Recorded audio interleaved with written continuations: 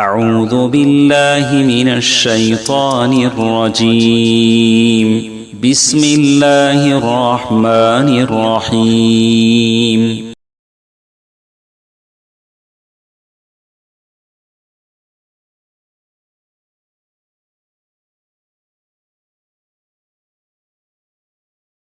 تمام تعریفیں، حمد و ثنا، بزرگی، کبریائی، بڑائی، عظمت، عزت و جلال، شان و شوکت اس اللہ رب العالمین کے لیے لائق و زیبا ہے جو اللہ تعالیٰ کی ہمارا خالق ہے، مالک ہے، مدبر ہے، قہار ہے، وہاب ہے، رزاق ہے، علیم ہے، حکیم ہے، خبیر ہے۔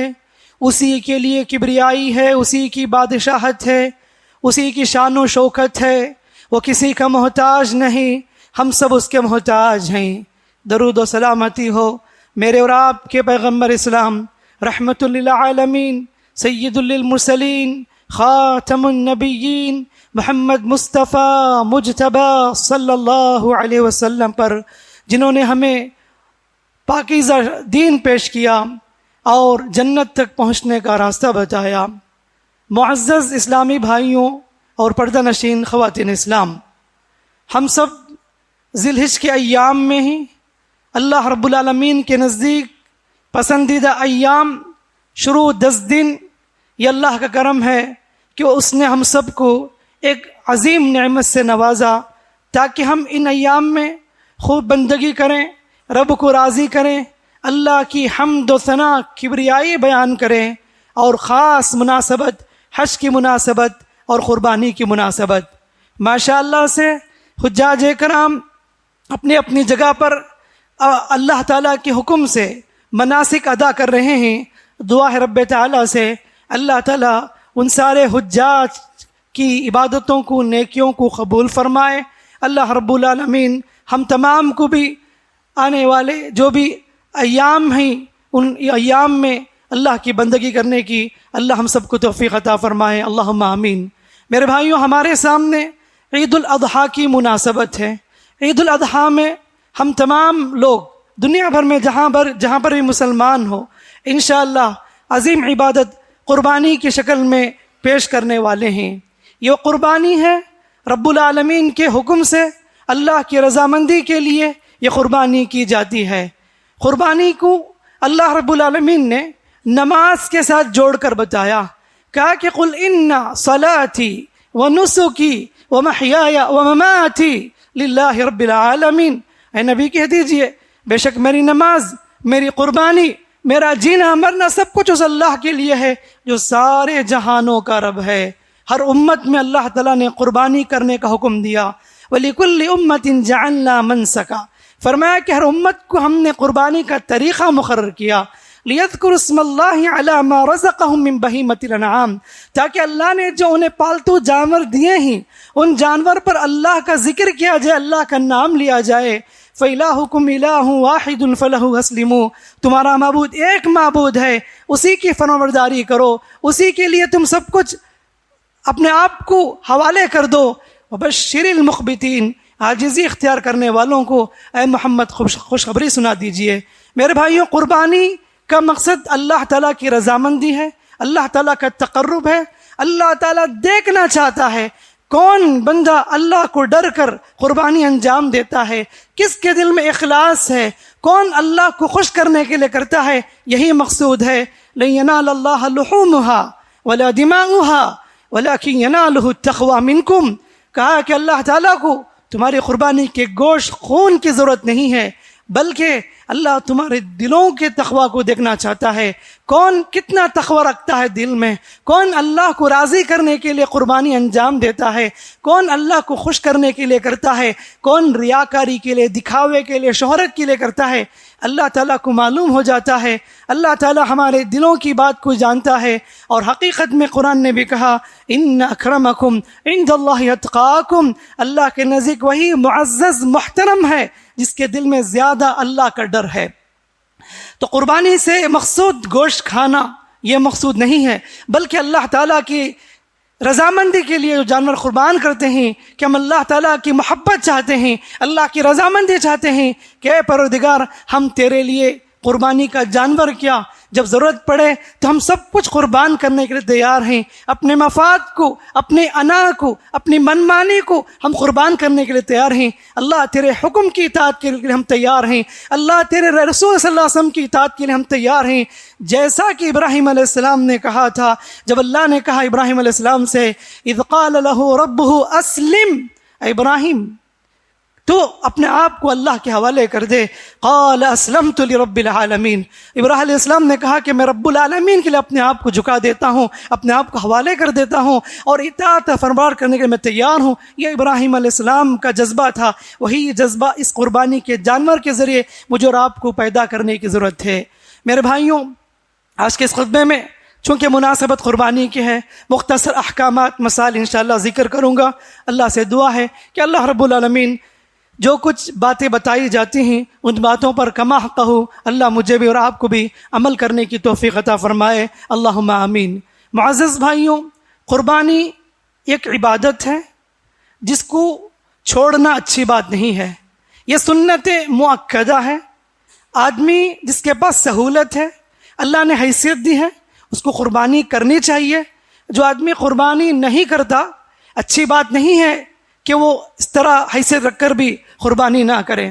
اللہ کے نبی صلی اللہ علیہ وسلم 10 سال مدینے میں تھے، نبی کریم صلی اللہ علیہ وسلم ہر سال باقاعدہ سے قربانی کیا کرتے تھے، اور نبی صلی اللہ علیہ وسلم نے ان لوگوں کے بارے میں کہا جو حیثیت رکھ کر بھی، استطاعت رکھ کر بھی قربانی نہیں کرتے، کہا کہ من وجد سعة فلم يضحي فلا يقربن مصلانا، جو حیثیت رکھ کر بھی، طاقت رکھ کر بھی قربانی نہیں کرتا وہ ہماری عیدگاہ کے قریب بھی نہ آئے۔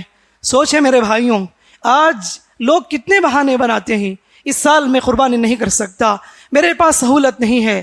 حالانکہ دیکھیے، گاڑی خریدنے کے لیے، موبائل خریدنے کے لیے کیا کچھ ہم چیزیں خرید لیتے ہیں، لاکھوں روپے لٹا دیتے ہیں، شادیوں میں کتنے لاکھوں روپے لٹاتے ہیں، فنکشن کے نام سے، دعوت کے نام سے، گیٹ ٹوگیدر کے نام سے کتنے ہزاروں لاکھوں روپے لٹا دیتے ہیں۔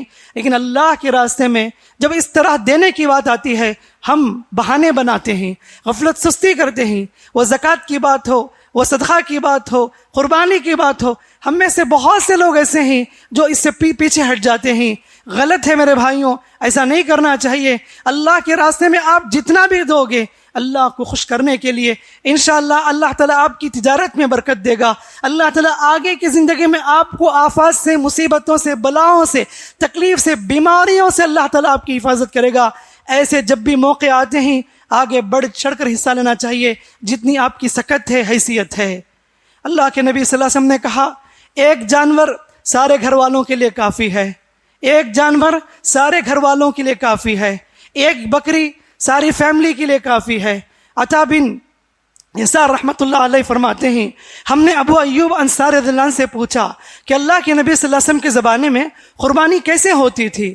وہ کہتے تھے، ابو ایوب انصاری رضی اللہ عنہ، ترمذی ابن ماجہ کی صحیح حدیث ہے، انہوں نے کہا کہ نبی کے زمانے میں آدمی اپنی طرف سے، اپنی پوری فیملی کی طرف سے ایک بکری ذبح کرتا تھا۔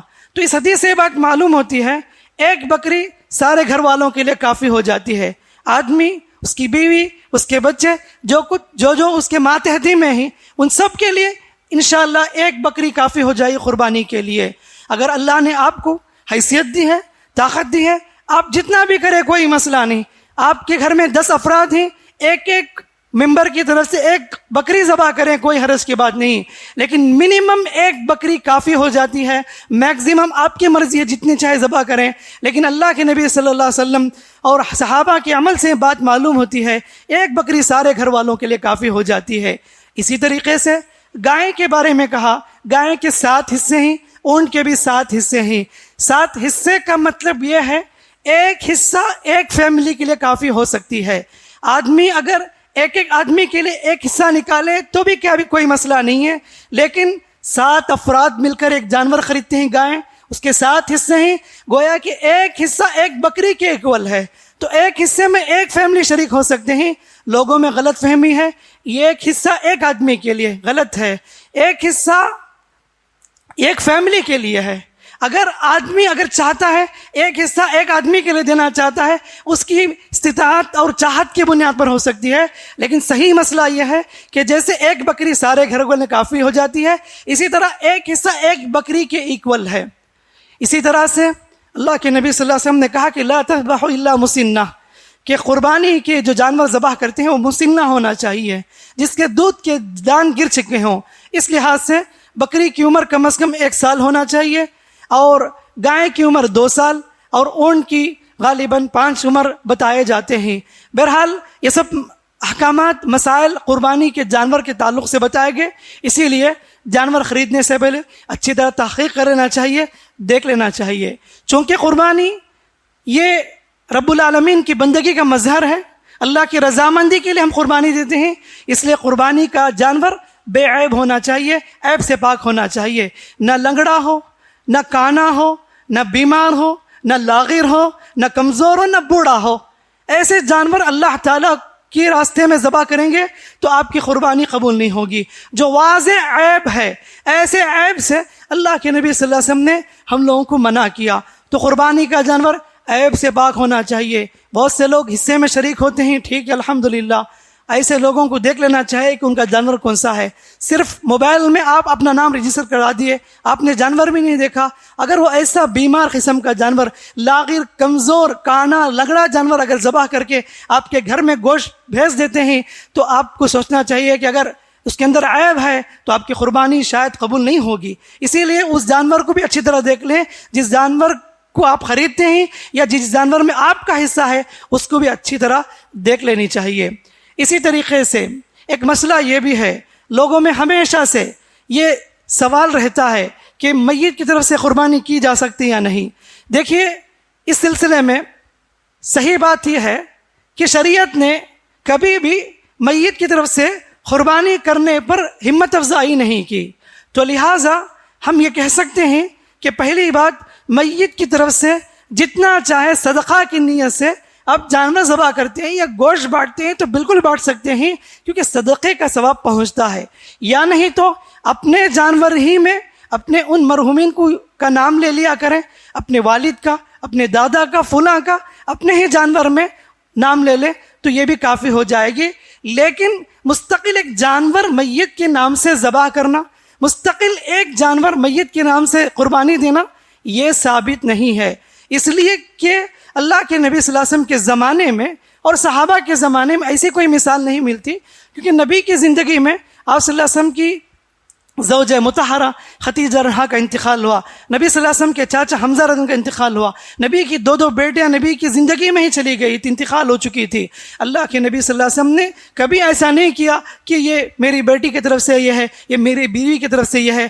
بعد کے دور کے لوگوں نے اس طرح اس کو انجام دیا ہے، ورنہ تو شریعت میں اس کی ہمیں دلیل نہیں ملتی، لہٰذا لوگوں کو اس سے بچنا چاہیے۔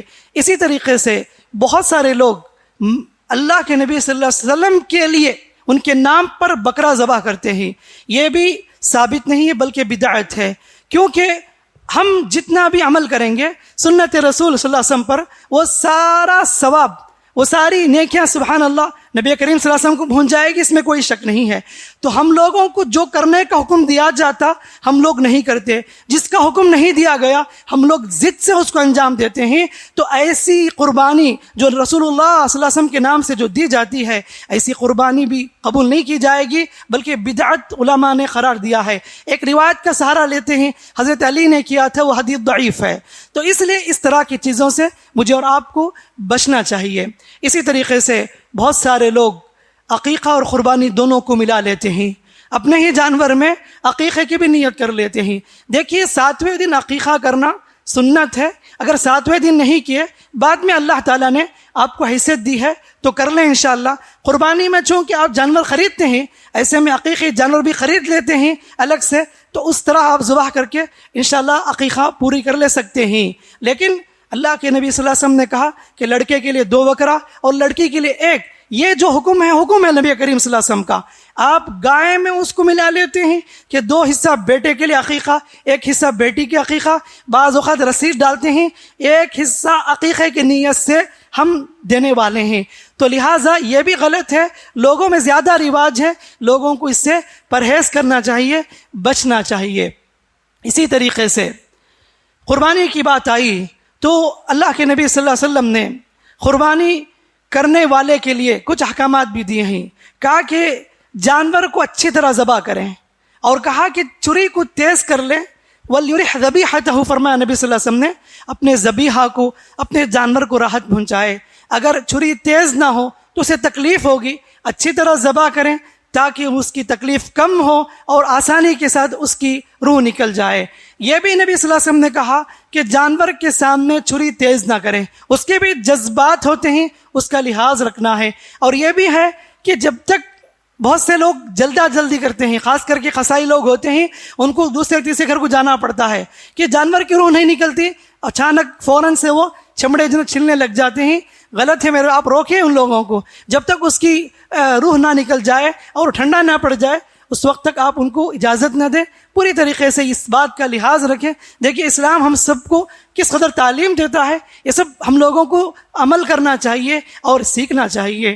اللہ نے کہا فَكُلُوا مِمَّا ذُكِرَ اسْمُ اللَّهِ عَلَيْهِ، کہ وہی چیز کھایا کرو جس پر اللہ کا نام لیا جائے، قبلہ رخ ہو کر بسم اللہ اللہ اکبر کہہ کر ذبح کریں۔ اگر کوئی آدمی جان بوجھ کر بسم اللہ کو چھوڑ دیتا ہے، اہل علم نے کہا یہ سارا گوشت کھانا جائز نہیں ہے۔ بھول گئے تو الگ مسئلہ ہے، جان بوجھ کر بسم اللہ نہیں پڑھے تو ایسے ذبیحہ آپ نہیں کھا سکتے۔ اللہ نے خاص حکم دیا کہ اللہ کا نام لیا جائے، اسی جانور کو کھایا کریں۔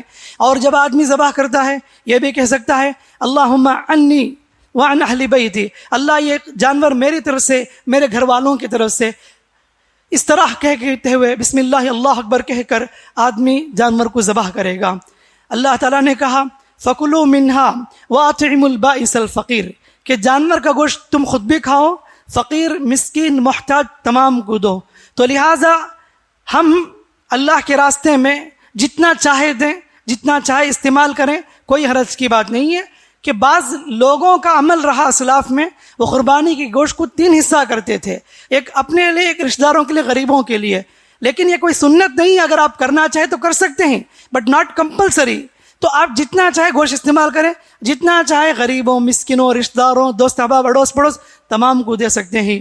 اسی طرح ہمارے وہ غیر مسلم بھائی جن کے آپ کے بزنس کے پارٹنر ہوں یا آپ جنہیں پہچانتے ہوں کمپنی میں، جہاں بھی دکانوں میں آپ کی شناخت ہے، پہچانت ہے، ایسوں کے پاس بھی آپ گوشت پہنچائیں اور بتائیں اسلام کا میسج، اور بتائیں کہ قربانی کا پیغام کیا ہے، کہ اس سے کتنا فائدہ ہوتا ہے، کتنی بھلائی ہے۔ یہ ساری چیزیں انشاءاللہ آپ انجام دیں، اس طرح اس پر عمل کریں۔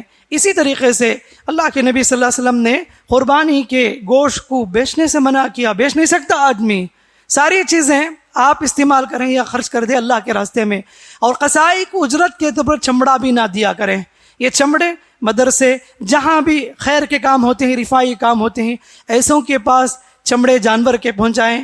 انشاءاللہ اللہ تعالیٰ اس کا بھی آپ کو ضرور ثواب دے گا، لیکن اس کو بیچ کر کھانا یہ بالکل بھی جائز نہیں ہے، اس سے بچنا چاہیے۔ اسی طریقے سے ہم میں سے بہت سے لوگ ایسے ہوتے ہیں کہ حرص ہوس میں آ کر اتنا زیادہ گوشت فریج میں جمع کر لیتے ہیں، حالانکہ ان کو پتہ ہے کہ ہم اتنا استعمال نہیں کر سکتے۔ خاص کر کے خواتین اتنا جمع کرتے ہیں، اگر فریج کھولیں گے تو سارا گوشت آ کر گرتا ہے۔ تو میں کہتا ہوں کہ بہت ساری خواتین گھروں میں ایسے ہوتے ہیں، اتنا زیادہ گوشت جمع کرتے ہیں، بعد میں 2-3 دن کے بعد اس میں بدبو آنے کے بعد، سڑ جانے کے بعد اس کو اٹھا کر پھینک دیتے ہیں۔ تو میں ان ساری خواتین سے درخواست کروں گا اللہ کے لیے اتنا ہی گوشت جمع کریں، کوئی غلط نہیں، اللہ کے رسول نے خود کہا ہے کہ جمع کریں، لیکن اتنا ہی کریں جتنا آپ استعمال کر سکتے ہیں۔ لیکن آپ ضائع کرنے کی نیت سے، اسراف اور خراب کرنے کی نیت سے اگر آپ اس طرح جمع کرتے ہیں تو بالکل غلط ہے، تو اس سے بچنا چاہیے۔ اور یہ بھی ہوتا ہے کہ ہم اگر بکرے گوشت ہو تو اسے فریج میں رکھتے ہیں، بڑے کا گوشت ہو تو اسے باہر رکھتے ہیں، وہ چربی والا ایک دم خود معلوم ہے ہم خود استعمال نہیں کر سکتے، ایسے گوشت کو اٹھا کر غریبوں مسکینوں کو دیتے ہیں۔ اللہ کہتا ہے کہ تم اپنے لیے پسند نہیں کرتے، تم کیسے ان لوگوں کے لیے پسند کر سکتے ہو؟ وَلَا تَيَمَّمُوا الْخَبِيثَ مِنْهُ تُنْفِقُونَ وَلَسْتُمْ بِآخِذِيهِ، کہا کہ جب ایسی گھٹیا چیزیں جو تم خود استعمال نہیں کر سکتے، تمہیں ناپسند ہے، ایسی چیزیں تم اللہ کے راستے میں غریبوں مسکینوں محتاجوں کو کیسے دے سکتے ہو؟ تو لہٰذا ایسی غلطی نہ کریں، اچھی چیز دیا کریں، کیونکہ یہ لوگ آپ کے پاس آتے ہیں تو تاکہ ان کے گھر میں بھی یہ سارا گوشت پہنچے، تاکہ وہ نعمتیں جو اللہ نے آپ کو دی ہے وہ ساری نعمتیں آپ لوگوں میں بانٹا کریں۔ انشاءاللہ آپ کو اللہ کے نزدیک ثواب ملے گا، اجر ملے گا۔ عید الاضحیٰ انشاءاللہ کل ہم لوگ منائیں گے۔ عید الاضحیٰ کے بارے میں اللہ کے نبی صلی اللہ علیہ وسلم کے احکامات یہ ہیں کہ اچھے سے اچھے کپڑا پہننا، خوشبو لگانا، اور خاص کر کے یہ ایام تشریق جسے کہتے ہیں ان ایام میں کثرت سے تکبیرات کا اہتمام کرنا چاہیے۔ اللہ اکبر، اللہ اکبر، اللہ اکبر، لا الہ الا اللہ واللہ اکبر، اللہ اکبر وللہ الحمد۔ خوب تکبیر کا اہتمام کریں، چلتے پھرتے اٹھتے بیٹھتے، دکان میں، مکان میں، سفر میں، حضر میں، آپ کہیں بھی کیوں نہ ہو، خوب اللہ تعالیٰ کی کبریائی بیان کرے، اللہ رب العالمین کی عظمت بیان کرے، تسبیح و تحمید بیان کریں۔ یہ خاص حکم ہے، اللہ کو پسند ہے جب بندہ ان ایام میں اللہ تعالیٰ کا ذکر کرتا ہے، اللہ کو یاد کرتا ہے، تو لہٰذا ان ایام میں اللہ کی کبریائی بیان کرنی ہے، تکبیرات کا اہتمام کرنی چاہیے۔ اور اللہ کے نبی صلی اللہ علیہ وسلم کے بارے میں آتا ہے کہ نبی کریم صلی اللہ علیہ وسلم عید الفطر میں کھا کر جاتے تھے، عید الاضحیٰ میں نبی صلی اللہ علیہ وسلم آ کر کھاتے تھے۔ تو کوشش کریں کہ ناشتہ آپ قربانی کے گوشت سے کریں جتنا ہو سکے، لیکن ہمارے پاس مسئلہ اکثر یہ ہوتا ہے، بہت سے لوگوں نے گئے سال بھی فتویٰ پوچھا تھا، 12 بجے ہمارے پاس خسے آتا ہے، تب تک ہم بھوکے رہیں۔ دیکھیے اگر آپ کھاتے ہیں تو انشاءاللہ کوئی مسئلہ نہیں ہے، کوشش کریں، مستحب یہ ہے کہ آپ قربانی کے گوشت سے ناشتہ کریں، اگر وہ میسر نہیں تو انشاءاللہ کوئی مسئلہ نہیں۔ اور بعض لوگ اسے روزہ کا نام دیتے ہیں، ایسا نہیں ہے، روزہ بھی نہیں ہے، یہ بس نبی کریم سے عمل رہا ہے جس سے ہم کو کما حق ہو انشاءاللہ عمل کرنے کی کوشش کریں۔ اور خواتین کو بھی چاہیے عیدگاہ آیا کریں، نبی کریم سے ہم کا خاص حکم ہے کہ ساری خواتین کو عیدگاہ لایا کریں، حتیٰ کہ حائضہ عورت بھی، شرعی عذر والی خواتین بھی عیدگاہ آئیں، وہ نماز نہیں پڑھے گی بلکہ الگ تھلگ رہے گی۔ نبی نے فرمایا صلی اللہ علیہ وسلم مسلمانوں کی دعاؤں میں شریک رہے گی، لیکن شرط یہ ہے کہ عورتیں خوشبو استعمال نہ کریں اور آئیں بغیر خوشبو کے عیدگاہ میں حاضری دیں۔ ہمارے لوگ بڑے عجیب ہیں، میں پہلے بھی کہہ چکا ہوں کہ خواتین کو بہت سارے لوگ نہ مسجد کو بھیجتے ہیں نہ عیدگاہ کو بھیجتے ہیں، یہ نبی کریم صلی اللہ علیہ وسلم کے حکم کے خلاف ورزی ہے۔ اللہ کے نبی صلی اللہ علیہ وسلم نے کہا کہ لا تمنعوا اماء اللہ، اللہ کی بندیوں کو مسجد آنے سے نہ روکو، لیکن ہم روکتے ہیں، عیدگاہ کو بھی نہیں بھیجتے بہت سے لوگ۔ دیکھیے گناہ ہوگا آپ کو اگر آپ نہیں بھیجتے ہیں تو لہٰذا اپنی خواتین کو عیدگاہ ضرور بھیجا کریں۔ اللہ کے نبی صلی اللہ علیہ وسلم نے یہاں تک کہا اوڑھنی نہیں تو ایک ایک اوڑھنی میں 2 3 عورتیں آیا کریں، اتنی تاکیدی حکم ہے۔ ہمیں کیا جرت، ہم کہہ دیتے ہیں کہ عورتوں کا آنا ممنوع ہے، منع ہے، جس کی اجازت محمد صلی اللہ علیہ وسلم نے دی ہے۔ ہم کون ہو سکتے روکنے والے، ہم کون ہو سکتے منع کرنے والے؟ اس بات کا لحاظ رکھے، اپنی خواتین کو عیدگاہ ضرور بھیجا کرے تاکہ وہ بھی مسلمانوں کی دعاؤں میں شریک رہے، عید الاضحیٰ کی خوشی میں وہ شریک رہے۔ میرے بھائیوں، جب آپ قربانی کریں گے اس بات کا خاص لحاظ رکھیں، اپنے جانوروں کو تکلیف نہ دیں، نہ ستائیں۔ بہت سے لوگوں کے پاس آج گلیوں میں جانور لاتے ہیں اور اسے اتنا پریشان کرتے ہیں اور پوری گلی والے جمع ہو جاتے ہیں۔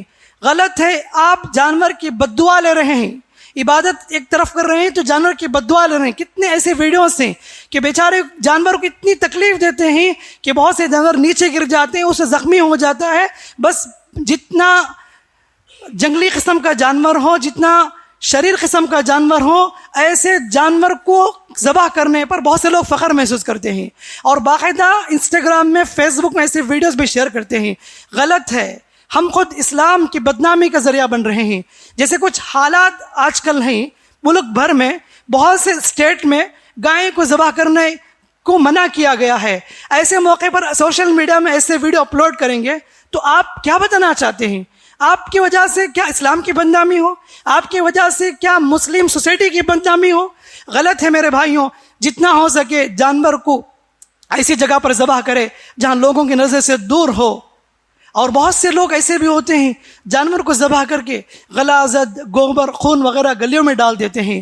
حالانکہ اسلام کا عظیم پیغام یہ ہے الطہور شطر الایمان، پاکی صفائی آدھا ایمان ہے.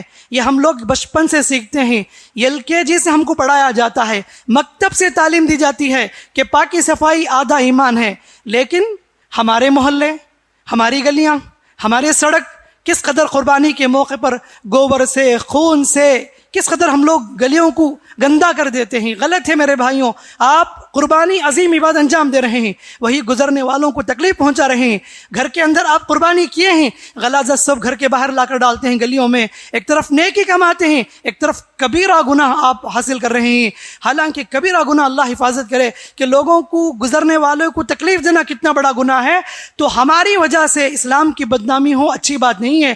ہماری جو بھی مناسبت عید ہے, جو بھی عبادتیں ہیں, ایسی عبادت کسی کو تکلیف نہیں ہونی چاہیے. غیر مسلمین کے جو بھی تہوار ہیں اس میں کتنے لوگوں کی جانیں جاتی ہیں, چیزیں برباد ہوتی ہیں. لیکن ہم اپنی ایکٹیویٹیز سے, اپنے عمل سے یہ پروف کرائیں کہ اسلام امن پسند مذہب ہے, ہماری عید بھی امن والی عید ہے.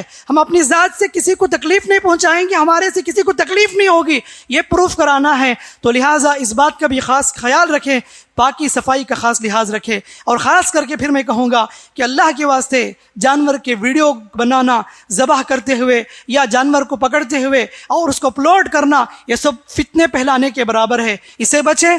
ریاکاری بھی ہے, دکھاوا بھی ہے, اور یہ آپ کے عمل کے بربادی کا ذریعہ بھی ہے. اور اسی طرح میرے بھائیوں, آج بہت سے لوگ ایسے بھی ہیں جو سمجھتے ہیں کہ جیسے من مانی پیسوں سے قربانی کر دے تو قربانی قبول ہوگی. قسم سے اللہ تبارک و تعالی حلال چیزوں کی, حلال پیسوں سے جو صدقہ کرتے ہیں, جو نیکی کرتے ہیں, اسی کو قبول کرتا ہے. حرام پیسوں سے, ناجائز برسوں سے, سودی خور سے, قرضیں ڈبا کر, لوگوں کو ٹھکا کر, جائیداد ہڑپ کر کے, وراثت میں لوگوں کے پیسے لوٹ کر, ایسے موقع پر حج کریں, قربانی کریں. جو بھی آپ صدقہ کرتے ہیں اللہ کے نزدیک مقبول نہیں ہے. آج لوگ کس قدر پیسوں کو ناجائز طریقے سے کماتے ہیں اور 10-10, 15-15, 20-20 جانور ذبح کرتے ہیں, 10-10 لاکھ تک بھی اسپینڈ کر دیتے ہیں. حالانکہ معلوم ہونا چاہیے کہ رب تعالی حلال روزی کو قبول کرتا ہے, حلال پیسے اللہ کے نزدیک مقبول ہوتے ہیں. آپ ایک حصہ اللہ کی رضامندی کے لیے حلال طریقے سے کما کر, حلال پیسوں میں آپ وہ ایک حصہ بھی اللہ کے راستے میں دیتے ہیں. ایک حصہ اللہ کے نزدیک محترم ہے, مقبول ہے. ایک حصے سے انشاءاللہ آپ جنت تک بھی پہنچ سکتے ہیں. لیکن آپ نے ریاکاری کے لیے, دکھاوے کے لیے, نام کمانے کے لیے, شہرت کے لیے, لوگوں میں مشہور ہونے کے لیے حرام پیسوں سے آپ نے قربانی کا جانور اللہ کے راستے میں دیا. ایسے جانور کبھی قبول نہیں کیے جائیں گے, چہرے پر مار دیے جائیں گے. لوگوں کو ڈرنا چاہیے. لوگ فتویٰ پوچھتے ہیں کہ جانور میں یہ عیب ہے, یہ عیب قربانی جائز ہے نہیں, کانا ہے جانور کیا ذبح کر سکتے ہیں نہیں, لنگڑا ہے جانور ذبح کر سکتے ہیں نہیں. حالانکہ ہمارے اندر جتنا عیب ہے, اللہ حفاظت کرے, اپنے عیب کے بارے میں کیوں فکر نہیں کرتے؟ ٹھیک ہے احتیاط کرنا چاہیے, جانور بے عیب ہونا چاہیے, لیکن ہم اس قدر عیب دار ہو چکے ہیں. ہمارے دلوں میں کس قدر شرک اور بدعت, خرافات, ریاکاری, دکھاوا کیا کچھ ہمارے دلوں میں ہے. کیوں ہم اپنے آپ کا محاسبہ نہیں کرتے؟ کیوں ہم اپنے آپ کو پاک کرنے کی کوشش نہیں کرتے؟ قد افلح من زکاہا, اللہ کہتا ہے کہ وہ کامیاب ہو گیا جو اپنے آپ کو پاک کر لیا. وقد خاب من دساہا, وہ نامراد ہوا جس نے اپنی ساری برائیوں کو اپنے دل میں ہی اس کو بٹھا لیا اور اس کو ختم نہیں کیا. ایسا آدمی برباد ہوا. بہرحال بتانا مقصد یہ ہے میرے بھائیوں, انشاءاللہ ہم سب کل عید الاضحیٰ منانے والے ہیں. ہم تمام اللہ کی رضامندی کے لیے قربانی پیش کریں تاکہ اللہ راضی ہو جائے, تاکہ اللہ کی رضامندی ہمیں مل جائے. اسی مقصد کی خاطر ہمیں انجام دینی ہے. یہ قربانی ہو, یہ مناسک ہے, جو یہ دو عظیم عبادتیں ہیں. ابراہیم علیہ السلام کے واقعات کو تازہ کرا دیتے ہیں کہ جہاں بھی وہ مینا میں حجاج رکتے ہوں, یا اسی طریقے سے عرفہ میں ہو, یا صفا مروہ کی سعی ہو, یہ ساری چیزیں دیکھیں. سبحان اللہ, حضرت حاجرہ علیہ السلام, اسماعیل علیہ السلام, ابراہیم علیہ السلام, ان سب کی زندگی کی جو واقعات ہیں اس سے وابستہ ہیں. قربانی بھی سبحان اللہ واقعہ کی یاد دہانی ہے جو کہ ابراہیم علیہ السلام نے اللہ کی رضامندی کے لیے اللہ کے حکم سے اپنے بیٹے کو ذبح کرنے کے لیے تیار ہو گئے. کہ جب پوچھا تھا اپنے بیٹے سے کہ میرے بچے, میں تجھے ذبح کرتے ہوئے دیکھ رہا ہوں, فانظر ماذا ترى, بتا تیری کیا رائے ہے. قال یا ابت افعل ما تؤمر, بیٹا اتنا فرمبردار تھا, باپ کا اطاعت گزار تھا, اور ماں نے ان کی اس طرح تربیت کی تھی. سبحان اللہ. کہنے لگا یا ابت افعل ما تؤمر، ابو جان اللہ نے جو حکم دیا آپ کو اس کو بجا لائیے. ستجدنی انشاءاللہ من الصابرین، بہت جلد تم پاؤ گے انشاءاللہ صبر کرنے والا رہوں گا میں. لیکن سبحان اللہ ابراہیم علیہ السلام اپنے بیٹے کو لے کر نکلے. فلما اسلم وتلہ للجبین، جب لٹا دیے. وَنَادَيْنَاهُ أَن يَا إِبْرَاهِيمُ، بلکہ چھری بھی چلا دی تھی اللہ تعالیٰ نے. اس جگہ پر جنت سے ایک مینڈے کو اتار دیا تھا. ابراہیم علیہ السلام نے مینڈے کو ذبح کر دیا. اسماعیل علیہ السلام الگ ہو گئے تھے. اس کے بعد اللہ نے کہا إِنَّ هَذَا لَهُوَ الْبَلَاءُ الْمُبِينُ، اے ابراہیم یہ سب سے بڑا امتحان تھا، زندگی کا بہت بڑا ایگزام تھا جس میں تم کامیاب ہو گئے. قسم سے میرے بھائیوں، اپنا ایک باپ اپنے لخت جگر کو ذبح کرے، یہ کتنا بڑا امتحان ہے، کتنا بڑا چیلنج ہے. ابراہیم علیہ السلام نے اللہ کی رضامندی کے لیے، اللہ کو خوش کرنے کے لیے، اللہ کی اطاعت بجا لانے کے لیے اس کے لیے بھی تیار ہو گئے. اللہ اگر تو چاہے تو میں جان دینے کو بھی تیار ہوں. اسی لیے وہ آگ میں کود گئے. حسبی اللہ و نعم الوکیل کہتے ہوئے اللہ کو راضی کرنے کے لیے گھر کو چھوڑا، وطن کو چھوڑا، باپ کو الوداع کہا، سب کچھ انہوں نے تکلیفیں برداشت کی. اللہ کی رضامندی کے لیے اپنے بیٹے کو بھی ذبح کرنے کے تیار ہو گئے اللہ کی رضامندی کے لیے. اسی لیے اللہ نے کہا کہ ان ھذا لہو البلاء المبین، یہ بہت بڑا امتحان تھا. وفدیناہ بذبح عظیم، ابراہیم اس کے بدلے ہم ذبیحہ مقرر کرتے ہیں. قیامت تک آنے والوں کے لیے حکم دے دیا گیا کہ قربانی کرے. سلام علی ابراہیم، ابراہیم پر سلامتی ہو. کذالک نجزی المحسنین، اسی طرح ہم نیک لوگوں کو بدلہ دیا کرتے ہیں. اللہ رب العالمین کا اعلان ہے. یہ اتنی بڑی عبادت انہوں نے انجام دی. اللہ نے انہیں خلیل بنایا. واتخذ اللہ ابراہیم خلیلا، اللہ نے ابراہیم کو خلیل بنایا. خلیل جیسا کہ میں نے پہلے بھی کہا کہ دوستی کا اعلیٰ مقام مرتبہ ہے، اس مرتبے سے بڑھ کر کوئی مرتبہ نہیں. رب تعالیٰ نے ابراہیم علیہ السلام کو خلیل بنایا. یہ ساری چیزیں کو ذہن میں رکھ کر قربانی انجام دیں گے تو یہی قربانی انشاءاللہ اللہ کے نزدیک مقبول ہوگی، قبول ہوگی. دعا ہے رب تعالیٰ سے اللہ تعالیٰ ہم تمام کو اللہ تبارک و تعالیٰ اور نبی کریم صلی اللہ علیہ وسلم حکم کے مطابق قربانی انجام دینے کی توفیق عطا فرمائے. اللہ رب العالمین ہمارے اعمال کو قبول فرمائے. اللہ رب العالمین ہم پر رحم کا معاملہ فرمائے، کرم کا معاملہ فرمائے. جو بھی حجاج عبادتیں انجام دے رہے ہیں اللہ ان کی عبادتوں کو قبول فرمائے. اللہ رب العالمین جو کچھ دن باقی رہ گئے ہیں ان کے لیے آسانیاں عطا فرمائے، خیر کے ساتھ اپنے ملک اپنے گھر واپس پہنچائے. اللہ رب العالمین ہمارے اندر اخلاص پیدا فرمائے. ہر قسم کے شرک و بدعت و خرافات ریاکاری سے اللہ تعالیٰ ہماری حفاظت فرمائے. اللہ تعالیٰ جہاں بھی مسلمان پریشان ہیں اللہ ان کے پریشانی کو دور فرمائے. اللہ ان پر رحم کا معاملہ فرمائے. اللہ اہل غزہ پر رحم فرمائے. اللہ اہل فلسطین پر رحم فرمائے. اللہ اس ملک کے مسلمانوں پر رحم فرمائے. جو بھی اسلام کے خلاف کام کرتے ہیں، جو بھی دین کے خلاف کام کرتے ہیں اللہ انہیں نیست و نابود کرے. اللہ دشمنان اسلام کو برباد کرے. جو رسول اللہ صلی اللہ علیہ وسلم کے خلاف بولتے ہیں، جو اسلام کے حکامات کا مذاق اڑاتے ہیں اللہ ان تمام کو عبرت کا نشان بنائے. اللہ ہمیں جب تک اس دنیا میں رکھے خیر پر رکھے، ایمان پر رکھے، اسلام پر رکھے. ہماری موت آئے ایمان پر آئے، اسلام پر آئے. موت کے وقت اللہ ہماری زبان میں کلمہ لا الہ الا اللہ جاری فرمائے. اللہم آمین. بارک اللہ لنا ولکم فی القرآن الحکیم ونفعنا وإياكم بالآیات وذکر الحکیم. انہ تعالی جواد کریم ملک برفعیم رب حلیم. الحمد للہ نحمده ونستعینه ونستغفره ونعوذ باللہ من شرور انفسنا ومن سیئات اعمالنا. من يهده الله فلا مضل له ومن يضلل فلا هادي له، وأشهد أن لا إله إلا الله وحده لا شريك له، وأشهد أن محمدا عبده ورسوله. أما بعد، فأعوذ بالله السميع العليم من الشيطان الرجيم. قال الله تعالى ليشهدوا منافع لهم ويذكروا اسم الله في أيام معلومات على ما رزقهم من بهيمة الأنعام. معزز بھائیوں، دو باتیں بتانا آپ کے سامنے چاہتا ہوں. پہلی بات یہ ہے کہ آج کل لوگوں میں یہ بات مشہور ہے کہ قربانی صرف ایک دن ہی کرے تو کافی ہے. غلط ہے.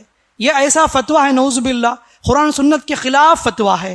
ایام تشریق اسے کہتے ہیں. آپ قربانی کریں عید کی نماز پڑھنے کے بعد سے، یعنی 10 تاریخ عید کی نماز کے بعد سے 10، 11، 12، 13 تاریخ کے سورج غروب ہونے کے پہلے تک آپ قربانی رات دن کبھی بھی انجام دے سکتے ہیں.